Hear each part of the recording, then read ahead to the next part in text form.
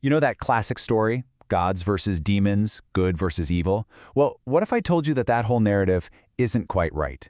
What if one of the world's oldest texts, the Rig Veda, is actually hiding a completely different story?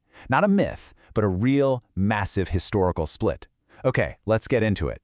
So, this one sentence, it's a total game changer. I mean, it completely flips a story that's been told for thousands of years on its head. Because you gotta ask, right? If the Asuras aren't demons, then who in the world are they?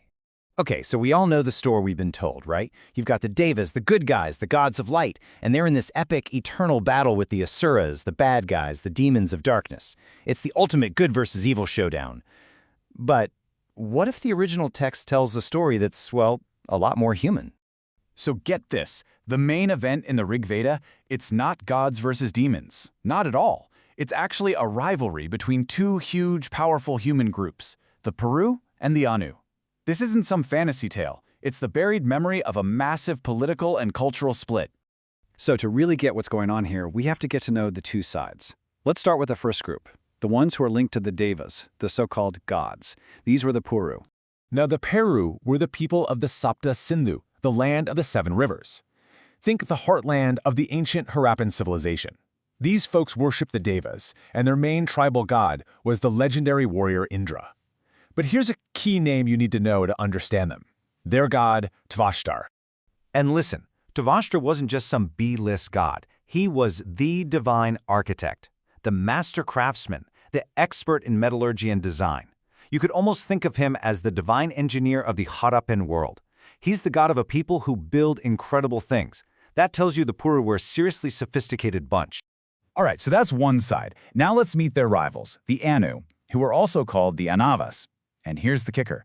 These are the very people who, in later stories, get twisted into the so-called demons or asuras. And what's so fascinating is how the Rig Veda actually describes the Anu. It's super specific, and they don't sound like monsters at all. They're called Anindra, which just means they reject Indra. They're called Avrata, meaning they don't follow our rituals. And Vadvrivacha, which means they speak a different dialect. See, this isn't a description of some savage horde. It's a description of relatives, of cultural cousins, who just do things differently. Which of course brings up a huge question. If they weren't evil, then why were they so dead set against a major god like Indra? Well, the answer is actually really simple, and 100% human.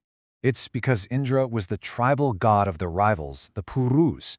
Their beef with Indra wasn't about theology, it was pure politics. It was a declaration of identity. By saying no to the Puru's main god, they were basically saying, we are not you.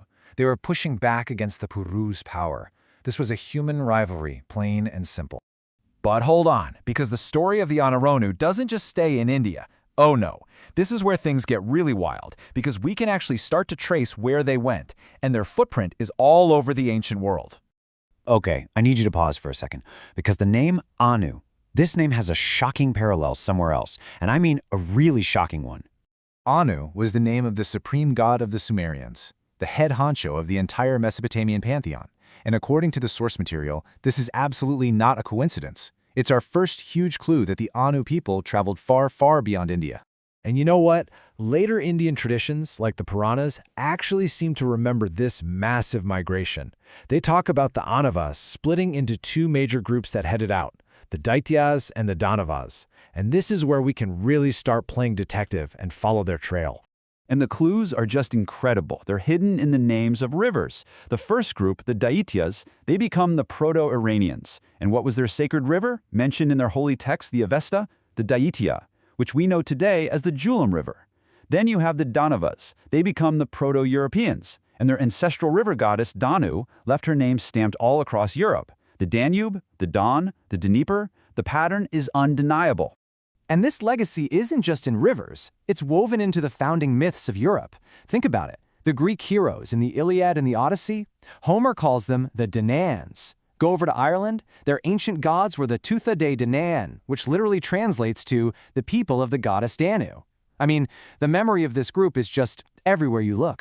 So, the big question is, if this is all real history, how on earth did it get turned into a myth about gods and demons? Well, this is where we can see a kind of theological reshuffle happening over centuries, where real historical memory gets slowly transformed into religious myth. Okay, look at how this happens. In the oldest parts of the Rig Veda, that architect god Twashtar is a huge deal. But as time goes on, a new character, Kashyapa Prajapati, starts to take center stage. And then the Puranas come along and do something clever. They take these once separate historical groups, the Devas and the Danavas, and rebrand them as one big mythological family, all descended from this new guy. History literally gets rewritten as a family tree. Okay, let's bring it all home. What we're really looking at here isn't just a simple myth. It's something much deeper, a complex, layered memory of things that actually happened. The key idea to grasp is what we can call layered historical memory. It's the idea that you can peel back the layers of mythology in these ancient texts, like an onion. And when you get to the center, you find a core of historical truth. In this case, it's the story of a real rivalry between the Puru and the Anu, and the incredible migrations that followed. So, in the end, you've got two ways to look at a text like the Rig Veda. You can read it literally, and what you get is a classic, timeless story of gods versus demons. Or you can read it historically, hunting for these echoes and patterns. And if you do that, you find something, frankly, way more amazing. The actual preserved memory of the great split that helped create the entire Indo-European family. And that really makes you think, doesn't it? If the story of one of the most important migrations in human history is hiding right there in plain sight in the Rig Veda, just imagine what other incredible real histories are still locked away inside our oldest myths, just waiting for us to find them.